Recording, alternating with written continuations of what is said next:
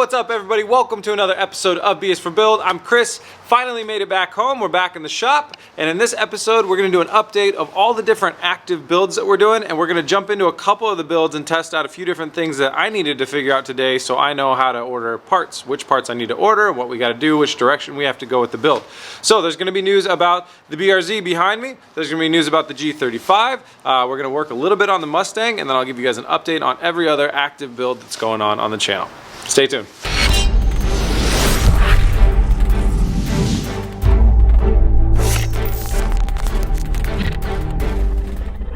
All right, one of the first things I gotta dig up in the parts corner from hell over here is a belt that came off of, oh, I think that's it right there. Nope, oh, that's not it. There's a belt that came off the Aston Martin that I really gotta find. Is this it? Hey, there we go. I'll talk about this a little bit later. Look what else I found. I'm gonna work on this real quick. It's gotta be fixed. Aha! You know, out of all the tools in this shop, I don't think a bottle opener even exists. The shop is completely destroyed because of the hours that I worked on the G35. We didn't really take any breaks to clean it. That'll be the first thing we do when we start filming tomorrow. Let's get started with this first BRZ and figure out what we gotta figure out.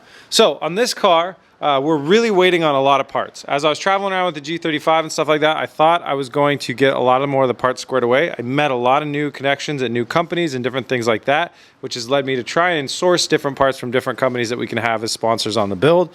So that's taken up a little bit more time than I would want to. We're working on getting turbo intercooler stuff. We're working on getting radiator plumbing stuff. We're working on getting suspension stuff. Wheels are already on the way. Tires, working on getting tires. And the big question now is also transmission. I'm second guessing my automatic transmission strategy, and I'm leaning a little bit towards going straight to the manual. But we will figure that out, and that'll have something to do with that car right there a little bit later. So for now though, one interesting thing that I gotta figure out is, will the hood shut with the stock twins on here and this charge pipe connection? I'm not quite sure if it will. I've seen plenty of them with the single turbo on there, but I don't know if I've seen any with the stock twins on there. So I'm gonna go ahead and clear all this stuff up, clean it up, set the stock hood on there, and let's see what happens.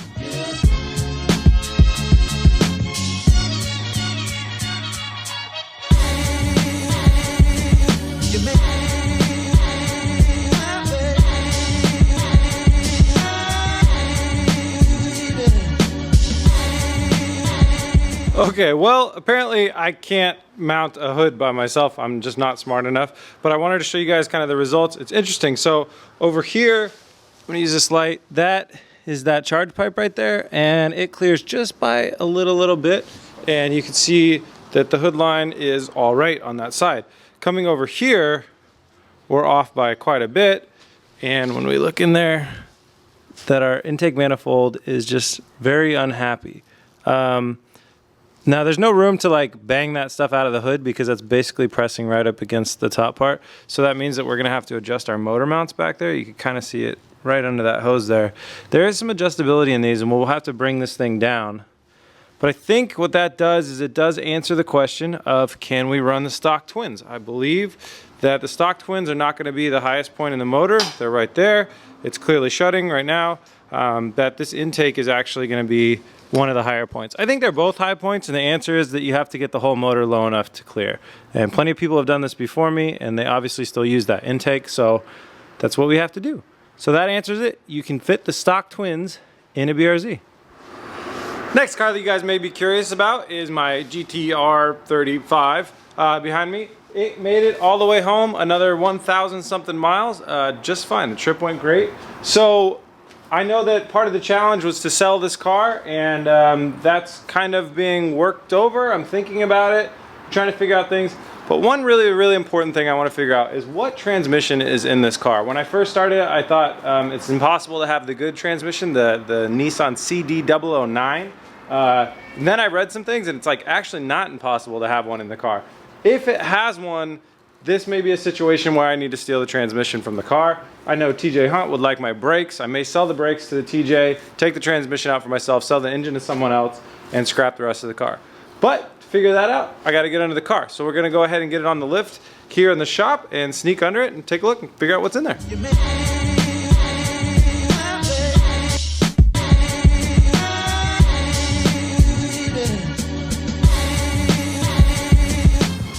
All right, welcome to the back side of the car. So, how to identify this transmission? On most cars, you're gonna see a sticker right about here. We're on the passenger side of the transmission, and there'll be a sticker, and that is gonna tell you what type of transmission. If not, you got that VIN tag right there at the bottom left of the screen. That you can call up some different places that have some Z information, and you can get it from there. But I don't have time, those shops are closed, so here's another way that I'm pretty positive works. So slide back. All right, we're now slid back and we're looking at the shifter linkage. And if you see that bolt that's right, sorry, this is gonna mess with the light, right here, that one right there, that bolt, if it's going like a metal to metal connection to the rest of the transmission, and the one up top, there's one up top right up there too, if those don't have bushings in them, then that is a good indicator that you do not have a CD009. At least that's what I've read online. Someone please correct me if I'm wrong, but I do believe that all CD009s are gonna have rubber bushings in there, and these ones do not, so this does not have a CD009 in it. Well, that answers that question about this car. It's very interesting because, you know, I was probably going to steal the transmission. If it was a CD009, they do really, really well with the 2JZ swaps. You can get an adapter and throw it in the BRZ. Now, I may still buy one off of eBay or somewhere here locally to put on the 2JZ. It depends if I can get in contact with some of those companies that make the adapter kits. Because I'm thinking BRZ being a forever car, like I'm never getting rid of that car. It's the first car we ever had on the channel. That I'm never gonna get rid of it, so might as well just do the manual swap right off the bat, because the automatic is not gonna work for drifting. I talked with some people in the drifting community, and I thought that we were gonna still be able to run a hydraulic e-brake and kind of get away with it, and it turns out you definitely, well, not definitely cannot, but really would be so much better to just go ahead and get the manual transmission. So I'm thinking about that for that build, and I'm really hoping that we can work something out that's not going to be too killer on our budget. And you know, the idea behind that is I want to show how people, you know, how you can do it on the cheap, but it's really easy to just say, okay, skip this step, use the automatic transmission rather than going the manual. If you want to do manual, I'll show you the next best way. Anyways, back onto this car. So I really love this car. I don't know if I mentioned, but I drove it all the way home with absolutely no issues. So we can't sell it quite yet because the state of Oregon hasn't given me my title. If you remember in the beginning of the episodes when we took the road trip, I went and got it legit registered in the state of Oregon. So I couldn't even sell this car if I want to because they're processing the title. They have to give me the title. Let's see how it goes over the next few weeks. And maybe I will sell it, maybe I won't. One thing's for sure, if you're in Oregon, Saturday morning, Cars and Coffee, I think it's a little unfair that I showed this off in California and I didn't bring it out to anywhere in Oregon. So Oregon, Cars and Coffee, World of Speed in Wilsonville. If you want to see this car, it'll be there Saturday morning, bright and early, and maybe even bringing another car too. So let's step outside and talk about some of the other stuff I want to work on. FJ update. So everybody's wanting to know what's going on with the FJ. We're not done. The next thing that we got to do is get that Line-X coating on there. So I'm reaching out to Line-X installers, if you want to call it, whatever, people that will apply the Line-X. We will pull a lot of the plastics off of here and stuff like that, and then we will get the car sprayed with Line-X. That's the next step. I need to get that spare wheel and tire on there. But and then, so what we're gonna do is I've decided I'm bailing out on the plates. We're not gonna do the plates, the armor plates, it's just too much. But all those dents and stuff that you can't really see because it's so sunny, all of this stuff, which actually looks a lot worse than it really is, and this stuff right here, well, what I'm gonna do with that is pretty simple. We're just going to Bondo over a lot of it and fix it up and make it look nice, because then when you spray that Line-X over it, it'll be nice and strong and it'll hold up to anything, and it'll look clean too. So that's the idea for this build. We really need to get a Line-X installer that has the time to deal with us, and I need a fast turnaround. So we'll see how that can go, and just want to let you guys know that I'm actively working on it, but I also drive this car pretty much every day. But now that I do have the G35 and I'm having a lot of fun with it, I can drive that car well. The what's that car called? FJ? Jesus. The FJ is in the shop. Real quick, I just want to go over some of the cars that are back at my house. So The BRZ, I have the replacement wheels and tires. I went ahead and I'm gonna get the exact same wheel and tire that I used to have on the car. Those are ordered, they're at my house. I need to get the tires put on the wheels and those on the car. The S2000, we have wheels on the way from our new sponsor, which is Koenig Wheels. They reached out to me after they saw the video and they were like, I'm really sorry.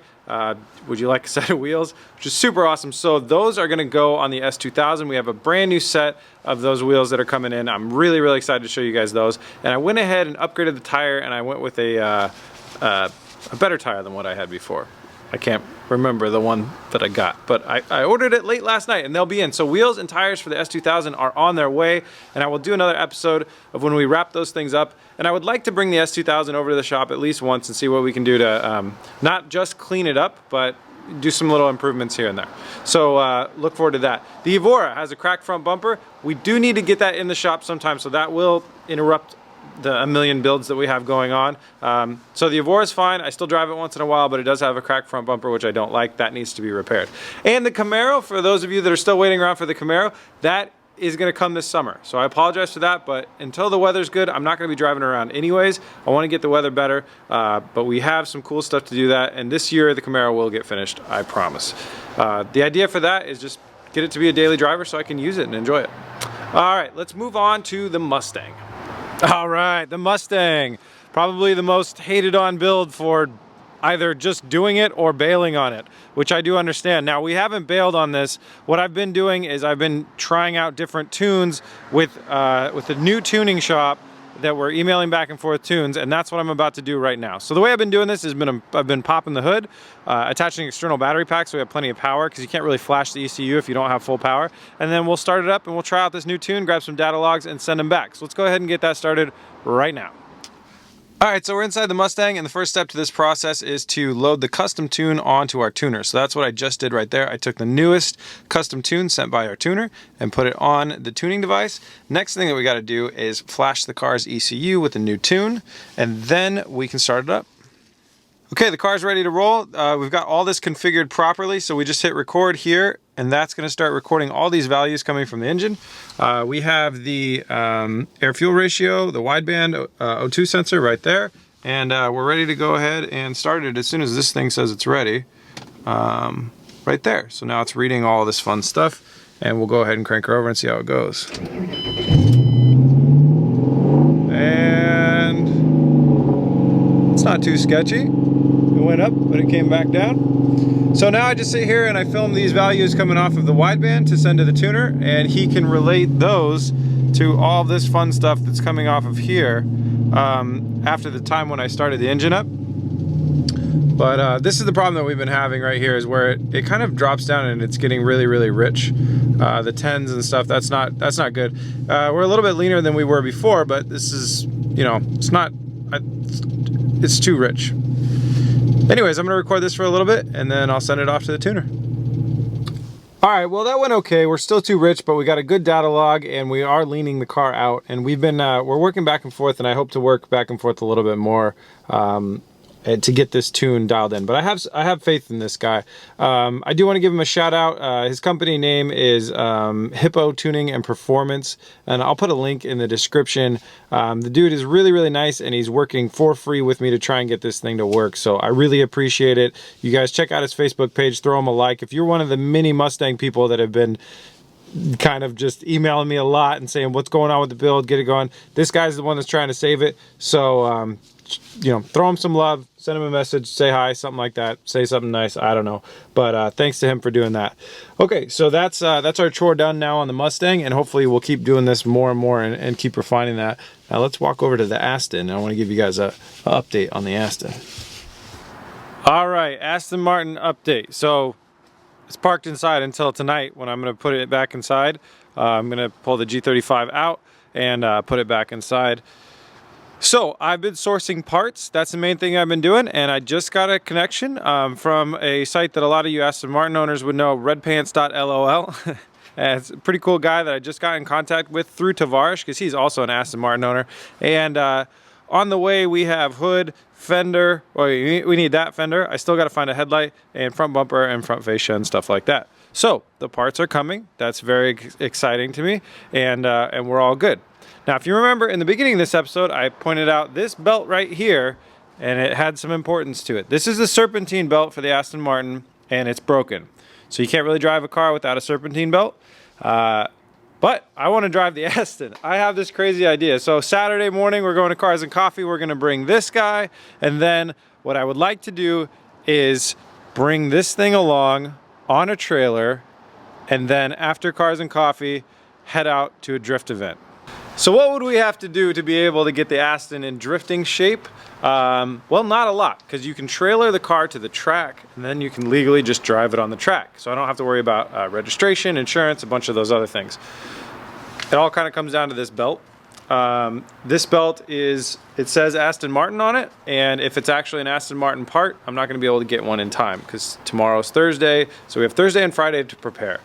But if I can, all we'd have to do is build a radiator mount, a bash bar, throw 2 air filters on there, new serpentine belt, and then I think I could drive the Aston Martin for the first time, and then we could rip it around the track, which would be a lot of fun. And I would bring the Aston and the G35 and just beat the hell out of the G35 and have a lot of fun in the Aston. And it's got some very expensive Michelin tires on there, so we could roast about $600 or $700 worth of tires while we're out there too. So that is what I'd like to do. It's getting late right now. It's almost dark. I got to run down to the hardware store, or not the hardware store, auto parts store, and see if we can get another serpentine belt for that. But that's what's going on with the Aston. That's what's in my head right now. I went out drifting for my first time in the G35 not that many days ago, and I definitely caught the bug. And I want to keep getting track time, and I want to get out there, and I want to get used to this track that is somewhat local to me. I think it'd be a lot of fun. We could tow the Aston down there, drive the G35 down there, and have a blast. So that's the game plan right now. Will it work? We'll have to wait till the next episode to see. If I can't get the serpentine belt, then I will just lay off on the Aston completely, and we will start work on more BRZ funness in the next episode. That's it for this episode. Thank you guys so much for watching. Thanks for tuning in. I hope you like this update on those things. If you have any questions on the builds or anything that's actually a legit question, leave a comment and I will respond and get back to you guys and let you know any of the other status on anything else that's going on. If you want to find us at more places, we're B is for Build on Facebook, Instagram, Snapchat. Those are the big, Twitter. People use that stuff. And so go ahead and follow us on all of those. And if you want to help out and support the B is for Build shirt, very, very classy. The new BRZ shirt that I'm wearing right now, this guy, is no longer on pre-sale. It's just available to buy right now. We have plenty in stock. So if you want to help out and support that BRZ build, head over to bsforbuild.com, scroll down to the shop, and pick yourself up your very own B is for Build classic BRZ shirt. Thank you guys so much for watching. Please remember to like and subscribe. Peace!